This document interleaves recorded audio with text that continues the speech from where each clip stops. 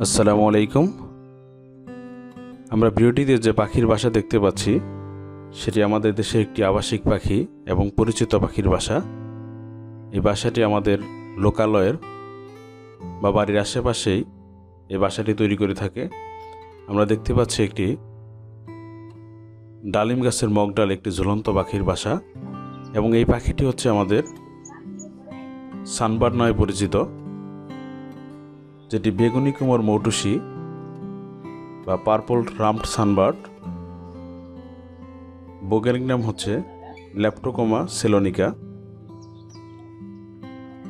এবং ভিডিওটিতে আমরা দেখতে পাচ্ছি যে ডালিম গাছের মগডাল একটি ঝুলন্ত বাসার মধ্যে একটি পাখি উড়ে আসলো, এবং এই পাখির সাথে দেখা যায় যে আমাদের টুনটুনির পাখির সাথে অনেক সময় ঝগড়া হয়ে থাকে।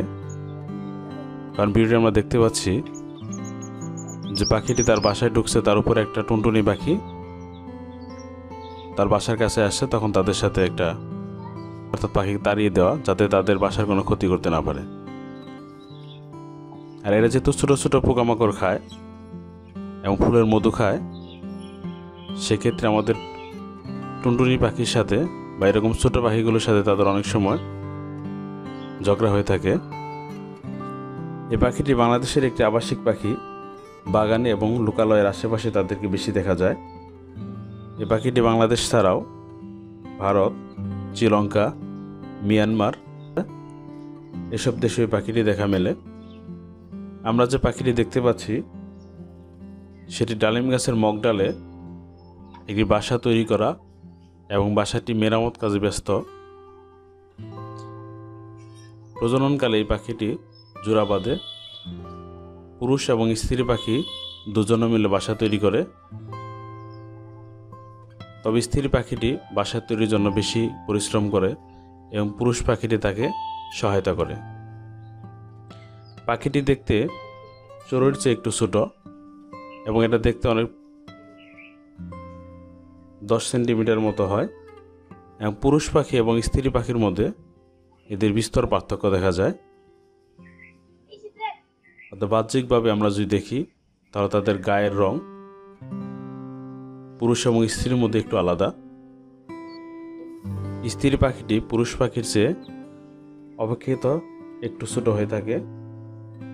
পুরুষ পাখিটির দেহ বেগুনি এবং স্ত্রী পাখিটির দেহটি ধূসর বাদামি বর্ণের হয়। পুরুষ পাখির গলা, মাথা এবং পিঠ তামাটে, কিন্তু কুমোরটা বেগুনি ধরনের হয়, যে কারণে তাদের নাম হয়েছে বেগুনি কুমোর মৌটুসি। ডানার দিকটা কালচে বেগুনি হয়, এবং আমরা যে পেটের দিকে দেখি পেটের দিকে একটু হলদে ভাব। এবং স্ত্রী পাখির ক্ষেত্রে স্ত্রী পাখির মাথা, পিঠ ও ডানা ধূসর বাদামি বর্ণের, এবং গলাটা ধূসর সাদা, বুকের দিকটা ফিকে হলুদ বর্ণের হয়। এবং উভয় পাখির ঠোঁট একটু বাঁকানো, কাস্তের মধ্যে একটু বাঁকানো, এবং চোখটা হয় লালচে বাদামি, এবং পা দুটি একটু কালচে বর্ণের। ভিডিওটিতে আমরা দেখতে পাচ্ছি আমাদের বাসা মেরামতের কাজ শেষ হওয়ার পর স্ত্রী পাখিটি খুব সুন্দর দুটি ডিম দিয়েছে, এবং ডিমগুলো একটু ধূসর বর্ণের। এবং বাসার ভিতরে যদি আমরা লক্ষ্য করে দেখি যে একদম মনে হচ্ছে যে তুলা দিয়ে মোড়ানো ফোমের মতো করে এত সুন্দর করে বাসার ভিতরে তৈরি করা। অর্থাৎ যেখানে দুটো ডিম আমরা দেখতে পাচ্ছি, এবং এই ডিমের মধ্যেই পুরুষ এবং স্ত্রী পাখি পর্যায়ক্রমে তা দিয়ে থাকে। আমরা ভিডিওটি দেখতে পাচ্ছি যে আমাদের স্ত্রী পাখিটি ডিমে তা দেওয়ার জন্য বসে আছে, এবং এই ডিমে তা দেওয়ার সময়টা 14 থেকে 16 দিনের মধ্যে হয়ে থাকে। দেখা যায় যে অঞ্চল ভেদে এই সময়টা হেরফের হতে পারে। তবে আমরা যে ভিডিওটি করেছি এই ভিডিওটিতে আমরা 16 দিনের মাথায় তাদের ডিম থেকে যে বাচ্চা প্রস্ফুটিত হয় সেটা আমরা পেয়েছি। এবং এদের প্রজননকাল জানুয়ারি থেকে জুলাই, এই সময়টাতে মূলত এরা ডিম দিয়ে থাকে এবং ডিম থেকে বাচ্চা প্রস্ফুটিত হয়। আমাদের এই ভিডিওটি করা হয়েছে এপ্রিল থেকে মে মাসে, এবং এই সময়টাতে এই ডালিম গাছে তাদের বাসার মধ্যে তারা 2টি ডিম দিয়েছিল।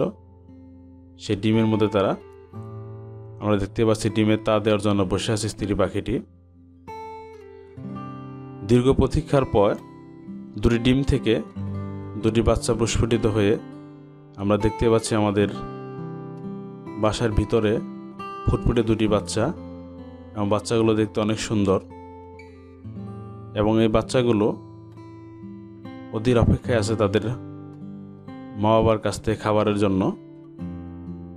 এবং এই ছোট অবস্থায় তাদেরকে মূলত পোকামাকড় এবং ছোট ছোট মাকড়সা বা এই জাতীয় খাবারগুলো খাওয়িয়ে থাকে, যাতে অল্প দিনের মধ্যেই বাচ্চাগুলো পরিপুষ্ট হয় এবং দ্রুত বৃদ্ধি পায়।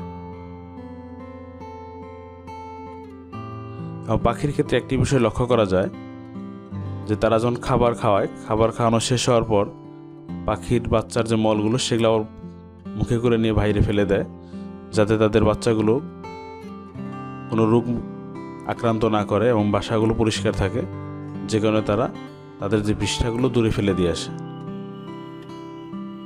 আমরা পাখির বাসার মধ্যে দেখতে পাচ্ছি 2টি বাচ্চা, অর্থাৎ খাবারের জন্য তার অধীর আগ্রহে অপেক্ষা করছে তাদের মা এবং বাবা পাখির জন্য।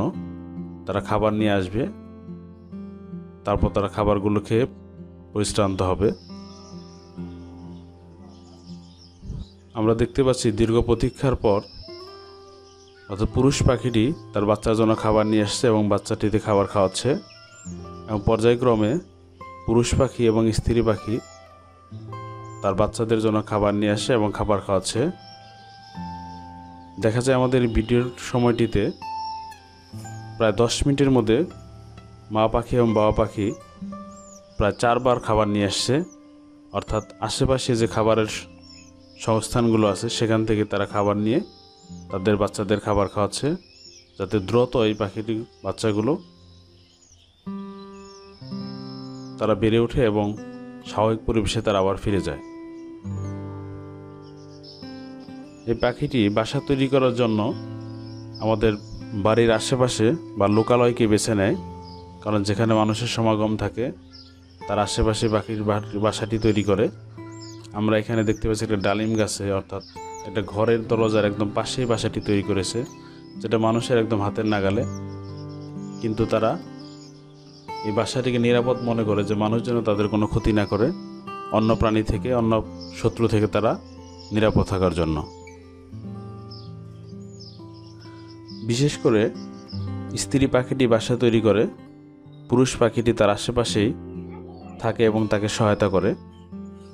তারা বাসা তৈরি করার জন্য দেখা যায় গাছের তন্তু, মাকড়সার জাল এবং লাইকেন বা উদ্ভিদের বিভিন্ন উপাদানগুলি তারা ব্যবহার করে, এবং একটি ঝুলন্ত থলির মতো তারা বাসা তৈরি করে, যেটা আমরা দেখতে পাচ্ছি ডালিম গাছের মগডালের সাথে বাসাটি ঝুলে আছে।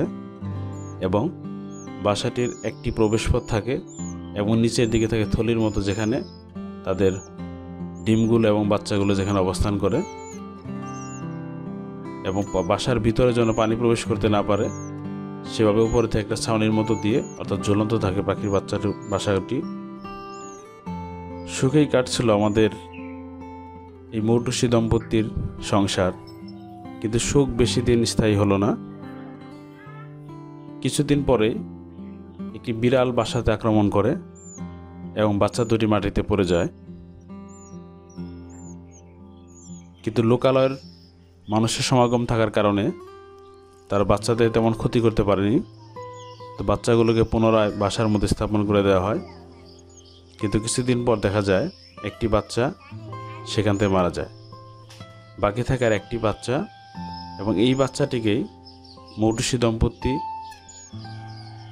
তাদের কষ্ট ভুলে তাকে ঠিকমতো খাবার দাবার খাওয়ায় এবং এটি দ্রুত বৃদ্ধিপ্রাপ্ত হয়।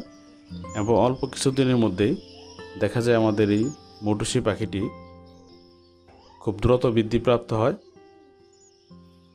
এবং সেখান থেকে এই বাসাটি পরিত্যাগ করে চলে যায়। এই পাখির ক্ষেত্রে দেখা যায় অনেক সময় পুরনো বাসাটিকে আবার তারা মেরামত করে সেখানেও তারা আবার দ্বিতীয়বার ডিম দেয় এবং বাচ্চা উৎপন্ন করে। কিন্তু যেহেতু বাসাটি বিড়ালের দ্বারা ক্ষতিগ্রস্ত হওয়ার কারণে আমাদের বাচ্চাটি বড় হওয়ার পরেই সে বাসা পরিত্যাগ করে পাখিগুলো অন্যত্র চলে যায়। এভাবেই আমরা আজকের ভিডিওটিতে দেখলাম যে একটি বেগুনি মৌটুসি দম্পতির তাদের জীবন সংসার এবং তাদের নানান চড়াই উতরাই এবং তাদের ডিম দেয়া, ডিম থেকে বাচ্চা উৎপন্ন করা এবং তাদেরকে খাবার দাবার খাওয়ানোর পর পরিপুষ্ট করে পরিণত বয়সে আবার সেই মা বাবা ছেড়ে পাখিটি চলে যায় এবং নতুন করে আবার ওই পাখিটি আবার আরেকটি সংসার তৈরি করে। এভাবেই চলতে থাকে তাদের জীবন ইতিহাস। আপনারা যারা আমাদের এই ভিডিওটির সাথে আছেন তাদেরকে আহ্বান জানাচ্ছি, আমাদের এই চ্যানেলটি যেহেতু আমরা নতুনভাবে শুরু করেছি তাই আমাদের চ্যানেলটি সাবস্ক্রাইব করে এই চ্যানেলের সাথে থাকার জন্য আহ্বান জানিয়ে আমরা আজকের ভিডিওটি এখানেই শেষ করছি। আসসালামু আলাইকুম, আল্লাহ হাফেজ।